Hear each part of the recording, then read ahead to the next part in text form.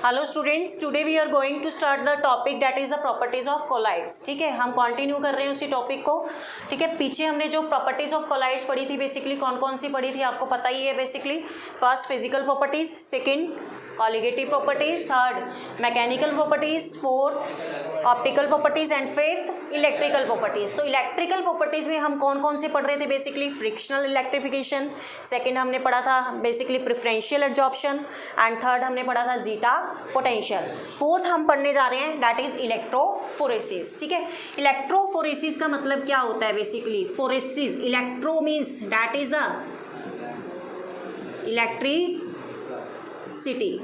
तो इलेक्ट्रोफोरेसिस का मतलब क्या है? बेसिकली देखो, इसको पहले मैं आपको एक डायग्राम के थ्रू समझाऊंगी। सपोज मेरे पास ये क्या है, that is a colloidal solution. ठीक है, कोलाइडल सॉल्यूशन आपको पता है कैसे बनता है? डिस्पर्स फेस और डिस्पर्जन मीडियम से।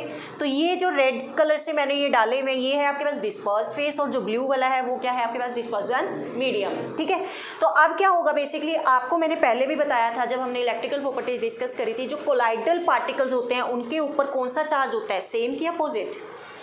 कोलाइडल पार्टिकल्स सेम चार्ज होता है। कोलाइडल पार्टिकल्स के ऊपर क्या होता है? मैंने आपको बताया था सेम चार्ज होता है।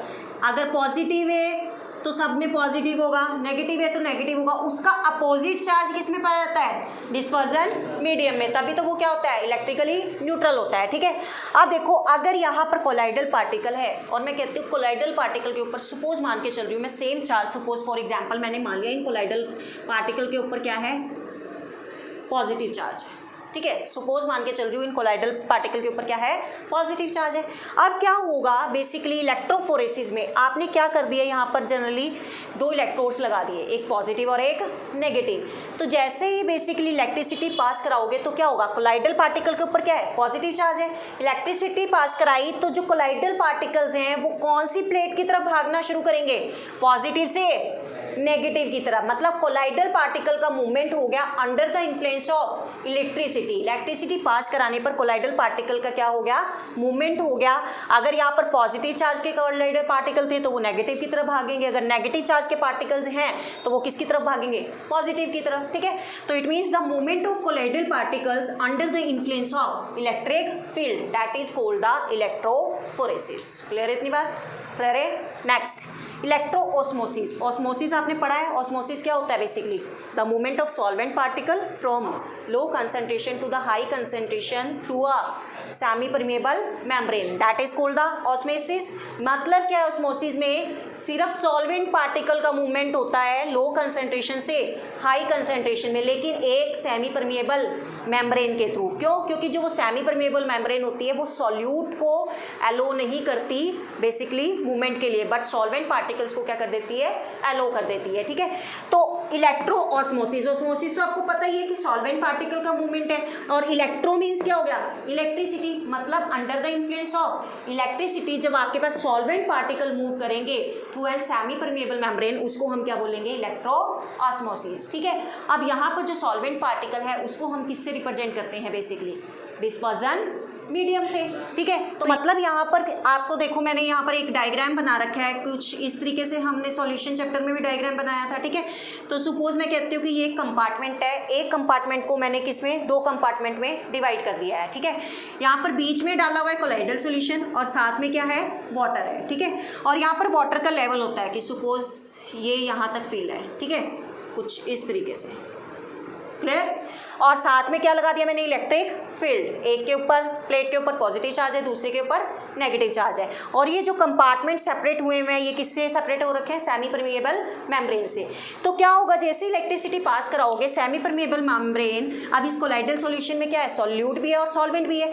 तो सॉल्यूट पार्टिकल को पास नहीं होने देती, बल्कि किसको पास होने देती है? सॉल्वेंट पार्टिकल को। सॉल्वेंट पार्टिकल्स क्या है? जैसे यहाँ पर ये वाटर भी है। यहाँ पर जो आपके पास मैंने बोला था एक डिस्पर्स्ड फेस होता है और दूसरा डिस्पर्जन मीडियम होता है। डिस्पर्स्ड फेस के ऊपर सपोज मैं मान के चल रही हूँ कि सपोज उनके पार्टिकल्स के ऊपर क्या है?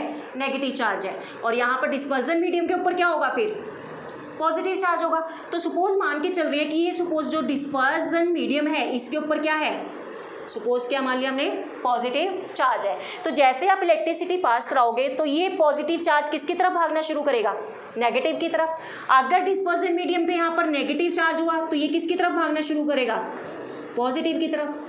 समझ आ रही है बात। तो ये पॉजिटिव की तरफ भाग रहा है, तो यहाँ से क्या होगा, जब पानी इधर आना शुरू होगा मतलब डिस्पर्जन मीडियम का मूवमेंट होगा under the influence of electric field, क्योंकि इलेक्ट्रिक फील्ड यहाँ पॉजिटिव चार्ज है और डिस्पर्जन मीडियम पे क्या है, नेगेटिव चार्ज है, तो नेगेटिव किसके पास जाएगा, पॉजिटिव के पास। तो यहाँ से वाटर का लेवल क्या होता चला जाएगा, कम होता चला जाएगा, क्योंकि जो मूवमेंट हो रही है वो क्या हो रही है, नेगेटिव टू पॉजिटिव हो रही है through an semi permeable membrane. तो ये वाटर का लेवल या डिस्पर्जन मीडियम का लेवल सपोज ये कम हो गया और यहाँ पर क्या हो जाएगा, ये राइज हो जाएगा। समझ आ रही है बात। तो मतलब क्या है, इलेक्ट्रोऑस्मोसिस का the movement of dispersion medium under the influence of electric field, जब डिस्पर्जन मीडियम की मूवमेंट होती है under the influence of electric field through a semi permeable membrane, that is known as a electroosmosis. ठीक है, अब मुझे एक चीज़ बताओ, ये जो इलेक्ट्रोफोरेसिस है, ये इलेक्ट्रोऑस्मोसिस है, इससे आपको क्या पता चल रहा है, हम ये प्रोसेस तो कर रहे हैं, सीधी सी बात है, आपको यहाँ से इतनी बात तो कन्फर्म्ड है, आपको यहाँ से पता चल रहा है कि आपके पास जो डिस्पर्स फेस या डिस्पर्जन मीडियम है उसके ऊपर कौन सा चार्ज है। समझ रहे हो, अगर आपके पास यहाँ पर सपोज डिस्पर्जन फेस है, किसमें, इलेक्ट्रोफोरेसिस में प्लेट्स लगी हुई है, आपको नहीं पता डिस्पर्स फेस के ऊपर कौन सा चार्ज है, अगर वो नेगेटिव की तरफ भागा तो क्या मान लोगे, पॉजिटिव चार्ज है, अगर पॉजिटिव की तरफ भागा तो क्या मान लोगे, नेगेटिव चार्ज है। तो मतलब क्या है, ये हेल्प करता है आपको बेसिकली कोलाइडल पार्टिकल के ऊपर चार्ज बताने में, और ये भी क्या करेगा, ये भी कोलाइडल पार्टिकल के ऊपर भी बता सकता है और बेसिकली डिस्पर्जन मीडियम के ऊपर भी बता सकता है। क्यों, अगर इसने जैसे डिस्पर्जन मीडियम का आपको पता चल गया, यहाँ पर सपोज ये पॉजिटिव की तरफ भाग रहा है तो डिस्पर्जन मीडियम के ऊपर कौन सा चार्ज है, नेगेटिव, तो कोलाइडल पार्टिकल के ऊपर क्या होगा, पॉजिटिव, क्योंकि उसके अपोजिट चार्ज किसके ऊपर होता है, कोलाइडल पार्टिकल्स के ऊपर होता है। समझ आ रही है बात, क्लियर है, कर लोगे इलेक्ट्रोऑस्मोसिस, क्लियर है। चलो नेक्स्ट, कोएगुलेशन या फिर प्रेसिपिटेशन या फिर फ्लक्चुएशन, एक ही बात है, सिनोनियम्स पढ़ते हो ना, जैसे इंग्लिश में पढ़ते हो, सरप्राइज्ड का सिनोनियम क्या है, एस्टोनिश्ड, पढ़ते हो ना, हाँ, सिनोनियम्स मतलब सेम मीनिंग, सेम अर्थ जिनका होता है ना, सेम मीनिंग। तो कोआगुलेशन, प्रेसिपिटेशन या फ्लक्चुएशन, तो ये तीनों के तीन क्या है, जनरली सिमिलर है, ठीक है, एक ही बात है। तो कोएगुलेशन का मतलब क्या होता है बेटा, वैसे भी कोएगुलेशन का मतलब है इकट्ठा होना, ठीक है, एग्रीगेशन। सपोज मैं बोल रही हूँ कि ये मेरे पास क्या है, आपके पास कोलाइडल सॉल्यूशन है, कोलाइडल सॉल्यूशन में ये क्या है, डिस्पर्स्ड फेस है, कौन सा, दिस वन डिस्पर्स्ड फेस, और ये जो ब्लू वाला है that is a dispersion medium, ठीक है। तो कोलाइडल पार्टिकल्स ये पड़े हुए हैं किसके अंदर, डिस्पर्जन मीडियम के ऊपर। अब कोएगुलेशन का मतलब क्या होगा, आपको पता है कि अगर डिस्पर्स्ड फेस के पार्टिकल्स के ऊपर सेम चार्ज होता है, सपोज मैंने मान लिया यहाँ पर पॉजिटिव चार्ज है, तो अगर ये यहाँ पर पॉजिटिव है तो यहाँ पर भी क्या होगा, पॉजिटिव होगा, यहाँ पर भी क्या होगा, इस पार्टिकल के ऊपर पॉजिटिव होगा। तो पॉजिटिव चार्ज तो क्या करते हैं, आपस में रिपेल करते हैं। तो ये पार्टिकल्स इकट्ठे कैसे होंगे, प्रॉब्लम आ रही है ना। कोएगुलेशन का मतलब ही क्या होता है, इकट्ठा होना। तो ये पार्टिकल्स इकट्ठे कैसे होंगे कि आप इसके अंदर कुछ अमाउंट क्या कर दो, इलेक्ट्रोलाइट का ऐड कर दो। तो जैसे ही आप इलेक्ट्रोलाइट ऐड करोगे तो ये इलेक्ट्रोलाइट कौन सा ऐड करोगे, अगर डिस्पर्स फेस के ऊपर पॉजिटिव चार्ज है तो आपने जो इलेक्ट्रोलाइट लेना है वो इसका अपोजिट लोगे। मतलब सपोज मैंने क्या ले लिया, नेगेटिव। जैसे सपोज मैं कहती हूँ NaCl है, that is also an electrolyte, इसके ऊपर पॉजिटिव चार्ज होता है इसके ऊपर, तो यहाँ से कौन सा लोगे, नेगेटिव वाला, दैट इज Cl नेगेटिव। तो ये क्या करेगा, पॉजिटिव नेगेटिव को क्या करेगा, अट्रैक्ट करेगा, और ये जो पार्टिकल्स हैं ये क्या हो जाएंगे, आपके पास इकट्ठे हो जाएंगे। समझ आ रही है बात। जैसे फॉर एग्जांपल मैं बहुत अच्छा एग्जांपल देती हूँ कोएगुलेशन का, डेली रूटीन में जो हम यूज़ करते हैं। जैसे आपके पास मिल्क होता है, ठीक है ना, मिल्क की अगर कोएगुलेशन करनी है, ठीक है, मिल्क कभी भी ऐसे मिल्क के पार्टिकल्स इकट्ठे नहीं होते, क्योंकि अगर मिल्क के पार्टिकल्स इकट्ठे हो गए तो वो क्या बनाते हैं, चीज़, मतलब क्या बोलते हैं इसको, पनीर हिंदी में, ठीक है, पनीर बनाते हैं ना। तो वो इकट्ठे कैसे करते हो, अगर घर में आप देखते हो ना, क्या डाल दो उसके अंदर, दूध के अंदर, गर्म दूध के अंदर नींबू स्क्वीज कर दो तो क्या हो जाएगा, फट जाएगा दूध, और पार्टिकल, दूध के पार्टिकल क्या है, सारे नीचे बैठ जाएंगे। कोएगुलेशन जब ये पार्टिकल्स बनते हैं तो मतलब वो क्या हो जाते हैं, नीचे बैठ जाते हैं, ठीक है। उसी को हम क्या बोल रहे हैं, कोएगुलेशन या फ्लक्चुएशन या प्रेसिपिटेशन, ठीक है।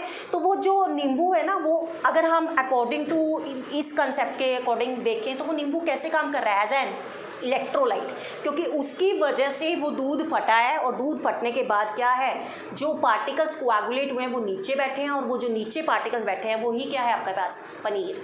समझ रहे हो ना बात, समझ आ रही है अब कोएगुलेशन क्या होता है। तो कोएगुलेशन या प्रेसिपिटेशन या फ्लक्चुएशन देखिए क्या है, it is a process in which colloidal particles are made to come close. Colloidal particles को क्या बनाया जाता है, इस तरीके से बनाया जाता है कि वो एक दूसरे के क्या आए, क्लोज आए, ठीक है। So as to change into the particles of larger size, ताकि उनका पार्टिकल साइज क्या हो जाए, बड़ा हो जाए, क्योंकि कोलाइडल पार्टिकल पहले ये ऐसे ऐसे थे, जब ये क्या हुए, क्लोज आए, तो इनका पार्टिकल साइज क्या हो गया, बड़ा हो गया, ठीक है। On addition of an electrolyte to the colloidal dispersion, लेकिन कब होगा ऐसा, जब आप कुछ अमाउंट क्या डालोगे उसमें, इलेक्ट्रोलाइट का ऐड करोगे। क्लियर है, कर लोगे कोआगुलेशन या फ्लोकुलेशन या प्रेसिपिटेशन, क्लियर। अब देखो एग्जांपल, जैसे BaCl2 सॉल्यूशन है, इसको मैंने ऐड करा आर्सेनिक सल्फाइड सोल के अंदर। BaCl2 सॉल्यूशन है, उसको मैंने किसके अंदर डाला, आर्सेनिक सल्फाइड। अब मैंने पिछले लेक्चर में डिस्कस करा था, जो सल्फाइड के सोल होते हैं वो नेगेटिव सोल होते हैं या positive, they are negative sol, ठीक है, ये मैंने डिस्कस किया था। तो ये क्या है, नेगेटिव सोल है, समझ रहे हो, मतलब इसके आसपास कौन सी लेयर है, नेगेटिव। तो यहाँ से नेगेटिव के पास कौन जाएगा, BaCl2, इसके ऊपर +2 चार्ज होता है, इसके ऊपर -2, तो यहाँ पर नेगेटिव है, तो इसको न्यूट्रलाइज करने के लिए कौन जाएगा इसके पास, Ba वाला, तो Ba+2 चार्ज इसको क्या करेगा, न्यूट्रलाइज करेगा, न्यूट्रलाइज करेगा, तब ये पार्टिकल्स क्या होंगे, इकट्ठे होंगे, और उसी को हम क्या बोलेंगे, कोएगुलेशन। तो ये जो चार्ज जा रहा है इसको न्यूट्रलाइज करने के लिए, इसी को हम क्या बोलते हैं, that is a coagulating ion. समझ आ रही है बात, कि मतलब इसको कौन मतलब कोएगुलेट कर रहा है, ये वाला आयन, ठीक है, तो इसी को नाम दे दिया कोएगुलेटिंग आयन। क्लियर है इतनी बात। अब देखो, when a small amount of electrolyte is added the process is called the flocculation। अब जो ये हम इलेक्ट्रोलाइट ऐड कर रहे हैं, इसी प्रोसेस को हम क्या बोल रहे हैं, फ्लॉकुलेशन भी बोल रहे हैं, कोएगुलेशन भी बोल रहे हैं। लेकिन क्या, जब आप क्या कर रहे हो, कुछ अमाउंट इलेक्ट्रोलाइट का ऐड कर रहे हो, इलेक्ट्रोलाइट का अमाउंट ऐड करने को हम फ्लॉकुलेशन बोल रहे हैं। और जब इलेक्ट्रोलाइट का अमाउंट ऐड कर देते हो तो जो ये पार्टिकल्स हैं ये क्या हो जाते हैं, सेटल डाउन हो जाते हैं। क्यों, इलेक्ट्रोलाइट के डालने से इनका साइज क्या हो रहा है, बड़ा हो रहा है, बड़ा होने की वजह से ये क्या हो रहे हैं, सेटल डाउन हो रहे हैं, और सेटल डाउन हो रहे हैं तो उस प्रोसेस को हम क्या बोलते हैं, कोएगुलेशन।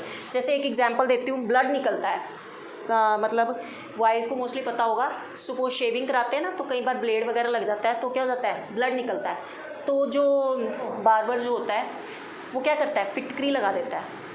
सैलून में जाते हैं ना शेविंग कराने के लिए, तो वो क्या करता है, फिटकरी लगा देता है, पता है ना। तो फिटकरी क्या कर देता है, उस ब्लड को वहीं पे रोक देता है, ब्लड नहीं निकलता आगे, स्टॉप कर देता है। तो वो क्या हो गया, कोएगुलेशन। उस ब्लड को वहीं पर उसने क्या कर दिया, जमा दिया, मतलब जम गया वो, उसके आगे ब्लड फ्लो नहीं करेगा। तो फिटकरी का ये रोल है। तो बेसिकली क्या है, फिटकरी क्या हो गया, एज एन इलेक्ट्रोलाइट। समझ रहे हो बात। तो यही प्रोसेस क्या है आपके पास, कोएगुलेशन, ठीक है। नेक्स्ट, कोएगुलेशन वैल्यू या फ्लॉकुलेशन वैल्यू या फिर प्रेसिपिटेशन वैल्यू, इसको ध्यान से समझना बेटा, ये क्या होता है। देखो, the minimum amount of electrolyte that is in millimoles that must be added to 1 liter of colloidal solution to bring about the complete coagulation। देखो, सपोज मैं यहाँ पे कर रही हुई, सपोज मेरे पास क्या है, ये टेस्ट ट्यूब है, ठीक है, इसके अंदर मैंने बोला आपके पास क्या है, यहाँ पर कोलाइडल सॉल्यूशन है, ठीक है, कोलाइडल क्या है, सॉल्यूशन है। और वो कोलाइडल सॉल्यूशन कितना है, वो मैं मान के चल रही हूँ कितना है, 1 लीटर है। वो कोलाइडल सॉल्यूशन क्या है, 1 लीटर है। इस 1 लीटर कोलाइडल, ये स्पेसिफाइड अमाउंट गिवन है, ठीक है। इस 1 लीटर कोलाइडल सॉल्यूशन में हम कितना minimum amount of electrolyte add कर रहे हैं, जिसकी वजह से क्या हो जाए, कोएगुलेशन हो जाए।